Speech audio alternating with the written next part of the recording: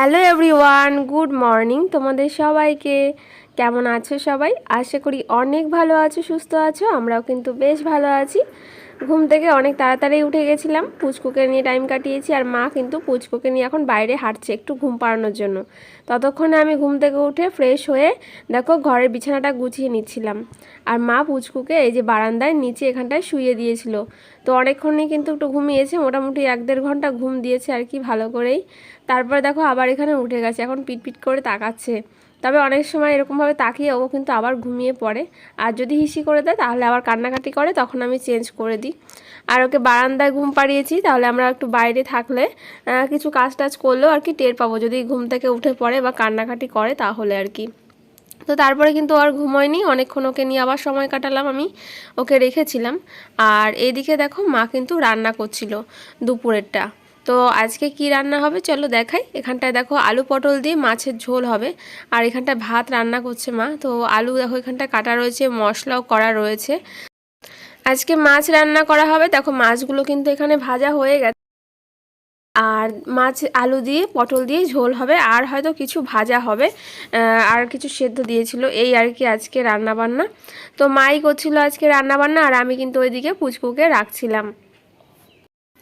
তোমরা আমাকে অনেক কমেন্টস করেছো যে দিদি ভাই তুমি এখন তো বাবার বাড়িতে আছো, তাহলে শ্বশুর বাড়িতে কবে যাবে? তো তোমাদেরকে বলে দিই, আমি কিন্তু শ্বশুর বাড়িতে যাচ্ছি খুব তাড়াতাড়ি, মানে আর 1 মাসের মতন আছি আমি এই বাড়িতে। মোটামুটি পুজোর আগে আমি চলে যাব ওই বাড়িতে, তখন থেকে তোমরা কিন্তু আমার ওই বাড়িতে ভ্লগ দেখতে পারবে। আর দেখো এখানটায় কিন্তু পুচকু বারান্দায় ছিল, আর ভয়েসটা দিতে পারিনি, ঘরে টিভি চলছিল ওই কারণে, নয়তো কপিরাইট চলে আসবে তাই। আর দেখো এখানটা পুচকুকে রেখে আমি যাব হচ্ছে স্নান করতে, এটাই তোমাদেরকে বলছিলাম আর কি ভিডিওতে। তারপরে পুচকু একটুখানি ঘুমিয়েছিল, আর আমি যাব স্নান করতে। তার আগে একটু ওই পাশে যাব, কারণ ওই দিকের গেটটার মধ্যে আমি বালিশ রোদে দিয়েছিলাম। পুচকুকে যখন ব্রেস্ট ফিডিং করাই তো বালিশ ছাড়া আমার খুবই প্রবলেম হয়ে যায়, ওই জন্য যে বালিশগুলো ইউজ করি না, তো সেই রকম একটা বালিশ নিয়ে নিয়েছি, ওটার মধ্যে হিসি করে দেয়, ওই জন্য আর কি একটু রোদে দেবো বালিশটা। আর আজকে বাইরে কিন্তু খুবই সুন্দরভাবে রোদ উঠেছে, পুচকুর যা কাপড় চোপড় ছিল সমস্ত কিন্তু রোদে ভালোভাবেই শুকিয়ে গেছে। তো ওই কারণে ভাবছি যে চলো বালিশটাও একটু রোদে দেওয়া যাক, তারপরে যাব আমি স্নান করতে। আর পুচকুকে কিন্তু এখনও স্নান করানো হয়নি, এই যে ওর রোদে জল দেওয়া হয়েছে। আর আজকে আমি একটু তাড়াতাড়ি স্নানটা করে নেব। আর দেখো স্নান করা হয়ে গেছে আমার, আর আমি যে গায়ে নাইটিটা ছিল সেটা রোদে মেলে দিয়েছি, তাড়াতাড়ি করে শুকিয়ে যাবে। তো চলো এবার ঘরের দিকে যাওয়া যাক। আর আমি একটু চুল টুল আঁচড়ে নিই, তারপরে পুচকু একটু পরে ঘুম থেকে উঠলে তারপর ওকে স্নান করাবো। ঘুমিয়েছে বলে আমি আর ওকে তুললাম না। আর তোমরাও কিন্তু পুচকু যদি এরকমভাবে ঘুমায় তো ঘুম থেকে কখনোই তুলবে না, তুলে খাওয়াবে না বা কোনো কাজ করবে না। ও যতক্ষণ নিজের মন থেকে ঘুমোবে ততক্ষণ কিছু ওকে ডাকবে না। হ্যাঁ হয়তো হিসি করে দিলে তখন তুলতে হবে, নয়তো ঠান্ডা লেগে যাবে। তো চেষ্টা করবে যাতে না ওঠে আর কি, যতক্ষণ পারবে। এবার উঠে গেলে তো আর কিছু করার নেই, তাই না? আর দেখো স্নান করে আমি চুল আঁচড়ে নিয়েছিলাম, তারপরে কিন্তু একটু নেল পালিশ পরছি। আর অনেক দিন কিন্তু নেল পালিশ পরা হয় না, তো ভাবলাম যে চলো আজকে একটু নেল পালিশ পরি। তো শুধু একটা হাতেই পরেছিলাম, আর তো সব নখগুলো ছোট করেই কাটা রয়েছে, কারণ পুচকুকে এখন ধরতে হয়, নয়তো ওর খোঁচা লেগে যাবে আমার নখে, তাই জন্য আর কি। তারপর কিন্তু আমার দেখো নেল পালিশ পরা হয়ে গেছে। আর কেমন লাগছে বলো, অনেক দিন বাদে পরলাম। তো দেখো নেল পালিশ পরে নিয়েছি। তো আর আংটিগুলো যেন তো হাতের খুলে রেখেছি, কারণ আংটিগুলো পরলে ওর খোঁচা লাগে। আর একটা আংটি মানে তোমার দাদাভাই যেটা আমাকে দিয়েছিল, তো সেই আংটিটা পরলে তো ওর আরোই খোঁচা লাগবে। ওটার মধ্যে একটা স্টোন আছে একটু ওঠানো টাইপের, ওপর দিকে ডিজাইনটা মানে এরকম, তো ওটার জন্য ওর খোঁচা লাগবে, ওই জন্য আর কি সব পরা ছেড়ে দিয়েছি। শুধু দেখো নাকেরটাই আছে, আর কিচ্ছু পরে নেই। কানের গলারটা এমনি খুলে রেখেছি, সব কিছু আর কি। আর তারপরে দেখো তোমাদের দাদাভাইয়ের সাথে কিছুক্ষণ কথা বলেছিলাম, ফোন করেছিল আমাকে ডিউটি থেকে। আর তারপরে পুচকুকে হচ্ছে স্নান করিয়ে দিয়েছিল মা। তো ওকে বারান্দায় দেখো তারপরে নিয়ে এসেছি, স্নান হয়ে গেছে, জামা পরিয়ে দিলাম, পাউডার মাখিয়ে দিলাম আমি আর মা মিলে। তো মায়ের এখনও স্নান হয়নি, ওই জন্য আর কি ঘামিয়ে গেছে গরমে, আর খুবই গরম পড়েছে আজকে। তারপরে দেখো পুচকুকে হচ্ছে খাওয়াবো, তার আগে মানে আমার থেকে খাইয়েছিলাম, আর এখন একটু ওর ওষুধ আছে, তো ওই ওষুধটা খাইয়ে দেবো আগে। আর তারপরে গিয়ে ওকে এমনি আর কি ফর্মুলা মিল্ক যেটা, তো সেটা খাইয়ে দেবো। তো ওটাই দেখো মা খাইয়ে দিচ্ছিল। আর তারপরে ওকে গিয়ে কাজলের টিপটা পরাবো। আর একটা কথা কি বলো তো, পুচকু যখন ঘুমোবে, ঘুমন্ত অবস্থায় কিন্তু কখনো সাজাতে নেই বা কাজলের টিপ বলো এইসব কিছুই পরাবে না, কারণ এটা বলে অনেকে। ওই জন্য যখন আমি ওকে দুধ খাওয়াই তখন গিয়ে আর কি ওকে কাজলের টিপটা পরিয়ে দিই, তাহলে বেশি নড়াচড়া করে না। ওই দেখো এবার ওকে খাওয়াচ্ছে, আমি এর মধ্যে টিপটা পরিয়ে দিচ্ছি, তাহলে বেশি নড়াচড়া করে না। তার মধ্যে চুলটাও কিন্তু আঁচড়ে দিয়েছি। তো সাজুগুজু কিন্তু হয়ে গেছে। তার আজকের ভিডিও টাইটেল থাম্বনেল দেখে তোমরা বুঝতে পেরেছো তোমাদের সাথে কি কথা শেয়ার করব।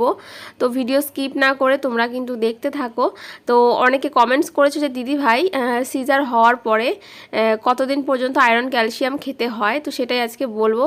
আর দেখো পুচকুকে সাজুগুজু হয়ে গেছে, এখন আমি কোলে নিয়ে বসে আছি ঘরের মধ্যে, কিছুটা টাইম কাটাচ্ছিলাম। আর চলো এবার বলি যে কতদিন পর্যন্ত আয়রন ক্যালসিয়াম খেতে হয়। দেখো বেবি ডেলিভারি হওয়ার পরে, মানে ধরো সিজার হোক বা নর্মালি হোক, সিজার হওয়ার পরে অন্তত কম করে 3 মাস কিন্তু আয়রন ক্যালসিয়াম ট্যাবলেট খেতেই হয়, নয়তো কিন্তু অনেক প্রবলেম হয়, যেটা পরে হয়তো এখন তোমরা বুঝতে পারবে না। তো হয়তো ভাববে যে না আমি তো মানে সুস্থ হয়ে গেছি, যে 15 দিন 16 দিন গেলে সিজার হওয়ার পরে যে আমি তো চলতে ফিরতে পারছি, আমি হয়তো সুস্থ, সেটা তোমার মনে হবে, কিন্তু ভেতর থেকে কিন্তু সেলাই বলো কাঁচাই থাকবে। তাই জন্য অন্তত কম করে 3 মাস তোমরা আয়রন বা ক্যালসিয়াম ট্যাবলেট কিন্তু খাবে। তাছাড়া আরও যদি কারো কোনো সমস্যা থাকে তাহলে ডাক্তারবাবুর সাথে কথা বলে সেই রকম ওষুধগুলো কিন্তু নেবে, তাহলে আশা করি কোনো প্রবলেম হবে না। নয়তো মানে বিভিন্ন রোগে কিন্তু মানে হয়ে যায়, পরে অসুবিধা হয়। আর তারপরে দেখো তোমাদের সাথে গল্প করতে করতে পুচকু যে শুকনো যে কাপড়গুলো ছিল সেগুলো আমি ভাঁজ করে নিয়েছি। আর তারপরে দেখো মা এই ঘরে খেতে দিয়ে গেছিলো আমাকে ভাত। তো দেখতেই পেয়েছো আজকে মাছ রান্না হয়েছে, তো ওই দিয়ে কিন্তু মাছের ঝোল দিয়ে ভাত খেয়ে নিচ্ছিলাম। তো এই ঘরেই, আর আমি এই ঘরে বসেছি কারণটা হচ্ছে পুচকু ঘরের মধ্যে রয়েছে, এবার যদি কান্নাকাটি করে তাহলে আমি যদি ওই ঘরে খেতে যাই তাহলে শুনতে পাবো না। তো ওই জন্য আর কি এই ঘরে ভাতটা খেয়ে নিলাম। এবার মাও চলে এসেছে, মা পুচকুকে রেখেছে, আর আমি দেখো খাওয়ার পরে দুপুরে আমার যে আয়রন যে ক্যালসিয়ামের ট্যাবলেটটা ছিল ওটা আমি খেয়ে নিচ্ছিলাম। তো এটা কিন্তু আমার মানে বেবি ডেলিভারি হওয়ার পর থেকে রোজই রয়েছে। আর থাইরয়েডের ওষুধটা যে সকালবেলা খাই সেটাও কিন্তু আমার রোজ রয়েছে, ওটাও আমি ডেলি খাই। এই দেখো আমার সেই কাগজ ফুল গাছটা যেটা আমি বিয়ের আগে এনেছিলাম।